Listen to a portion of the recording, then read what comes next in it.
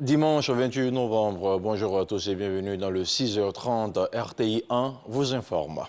Cette semaine, 2 magistrats et 3 greffiers, tous militaires, ont été investis de la qualité d'exercer librement leurs attributions. La cérémonie s'est déroulée en présence du ministre d'État, ministre de la Défense, Téné Birahima Ouattara. Retour sur la cérémonie de prestation de serment avec ce reportage signé Abou Sanogo. Anewa Doué Amla, commissaire de police de première classe, le capitaine Ahmed Soumaoro, le sous-lieutenant Alakwaku Kwadjo Abib Romeo, les sergents-chefs Dakouri Georges Armel et Yapo Adon Jean-René ont été admis après plusieurs mois de formation à accéder au rang de magistrats militaires et greffiers militaires.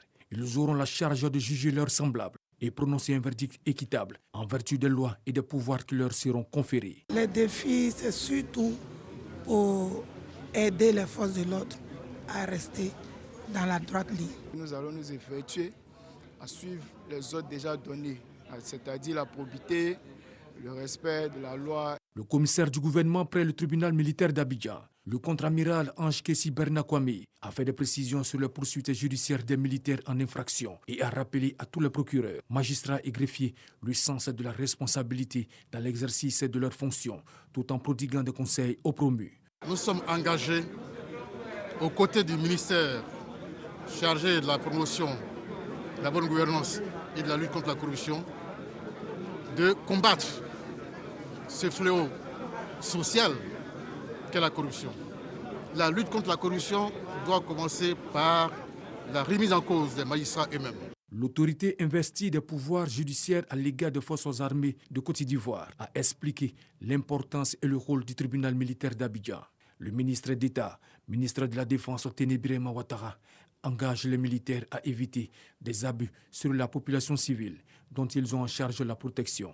Le tribunal militaire a fait beaucoup de progrès.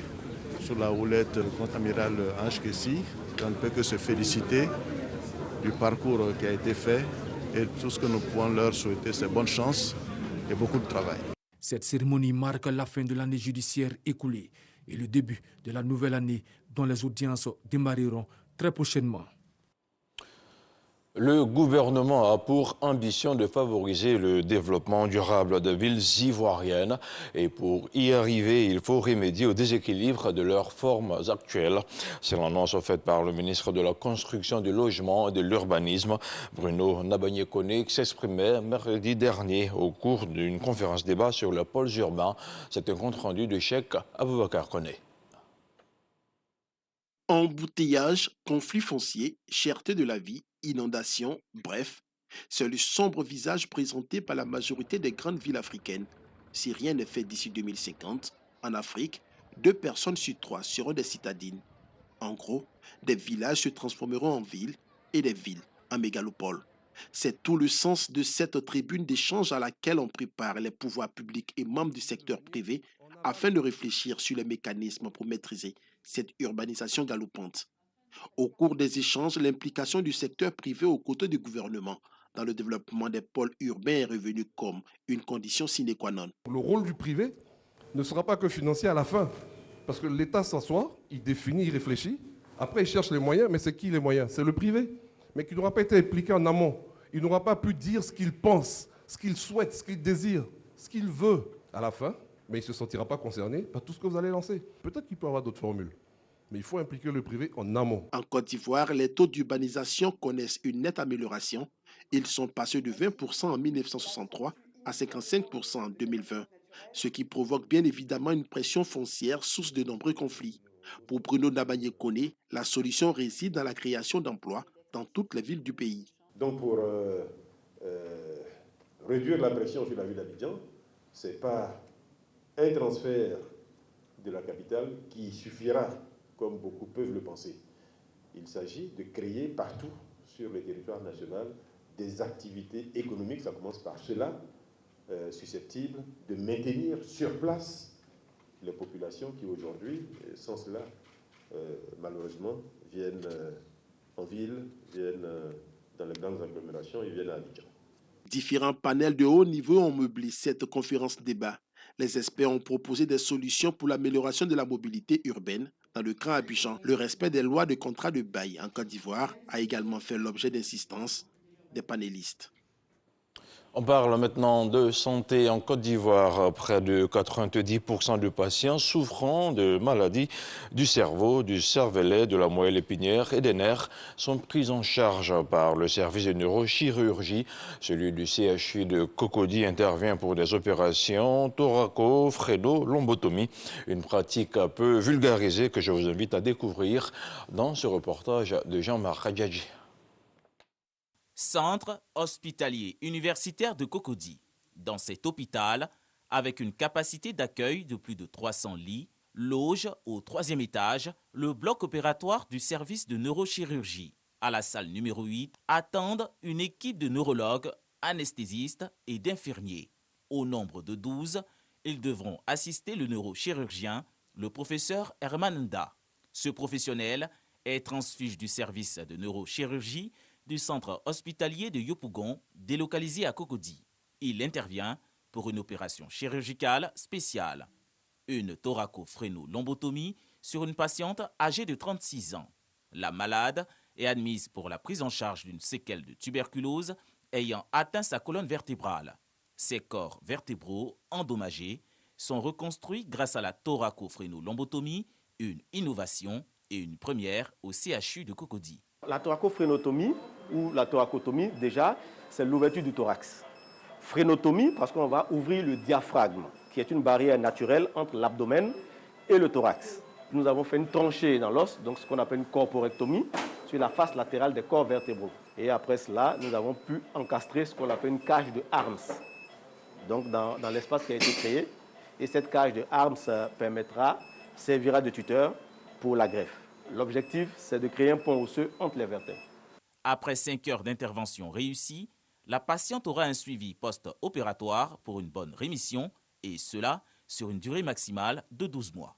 Après la thoraco-phréno-lombotomie, on fera une radiographie de contrôle du dispositif à J3 pour voir si le dispositif est bien encastré entre les vertèbres. Cette patiente sortira entre J5 et J7. Elle sera revue 2 semaines plus tard, puis elle sera revue dans 3 mois avec un scanner de contrôle pour voir s'il y a un début de fusion, s'il y a un début de formation d'os entre les vertèbres. Depuis 2017, le centre hospitalier universitaire de Cocody enregistre une quarantaine d'opérations neurochirurgicales, dont 4 séances de thoraco-phrénotomie. Une trentaine de patients souffrant d'atteintes rachidiennes sévères attendent d'être pris en charge par des techniques antérolatérales de la colonne vertébrale. Avec un taux d'efficacité de plus de 90%, comme ce fut le cas pour une malade opérée ici à Abidjan, la thoraco-phréno-lombotomie s'avère une solution pour certaines pathologies neurologiques sévères. Les neurochirurgiens invitent donc les pouvoirs publics à la vulgariser pour une bonne prise en charge des malades dans les services de neurologie du pays. Les neurochirurgiens qui sont sur les vertèbres se sont appropriés cette technique. Aujourd'hui, on peut faire l'essentiel de la pathologie rachidienne en Côte d'Ivoire, parce que ces abords nous manquaient et nous les avons maintenant. Alors, la population doit être informée pour dire que c'est des techniques, certes complexes, mais qui sont faisables dans nos hôpitaux. Donc, pas besoin forcément d'aller dans des structures ailleurs pour opérer ces malades-là. Ces problèmes neurologiques, dits aussi maladies chroniques, augmentent le risque de forme grave de la Covid-19. Les maladies vasculaires et les infections neurologiques représentent plus de 50% des affections rencontrées en service d'hospitalisation neurologique, selon les spécialistes.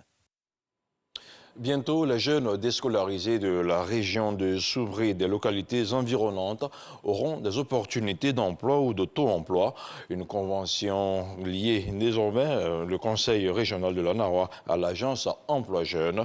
Le projet L'école de la deuxième chance, dont le coût est estimé à près de 700 millions de francs CFA, permettra à chaque jeune sélectionné de bénéficier en alternance d'une formation en entreprise et d'apprentissage individualisé.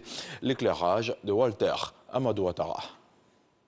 À travers cette signature de convention, 300 jeunes de la région de la Nahua vont bénéficier chaque année d'une formation en entreprise et d'apprentissage individualisé. Le projet, dénommé École de la deuxième chance, va durer 3 années dans sa première phase pour un coût global de 674 millions de francs CFA, fonctionnement, réalisation des bâtiments et expertise internationale comprises. Avant sa mise en œuvre, un cadre de protocole vient d'être officiellement validé par le Conseil régional de la Nawa et le ministère de la Promotion de la Jeunesse, de l'Insertion professionnelle et du service civique. Si l'école de la deuxième chance est une action primordiale de la politique d'aide à l'autonomisation et à l'employabilité et à l'entrepreneuriat des femmes et des jeunes mise en place par le Conseil régional de la Nawa, elle est surtout inscrite au programme présidentiel Une Côte d'Ivoire solidaire comme outil à part entière pour atteindre les objectifs du pilier 5, l'Ivoirien au cœur de la Côte d'Ivoire solidaire. Ce projet est donc un exemple concret d'initiative régionale parfaitement intégrée dans le programme présidentiel national. Réduire le taux d'emploi informel des jeunes dans le secteur non agricole de 89% en 2019 à 83,2% en 2025. Réduire le taux d'emploi vulnérable des jeunes de 58,1% en 2019 à 26,65% en 2025.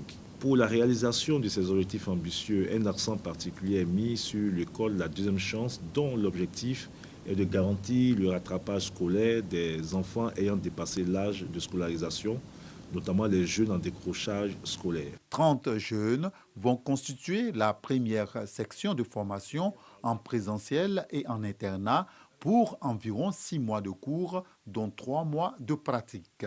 L'agriculture, particulièrement le métier de seigneur DVA, la pêche, l'élevage, le bâtiment et la mécanique automobile sont les domaines d'activité retenus.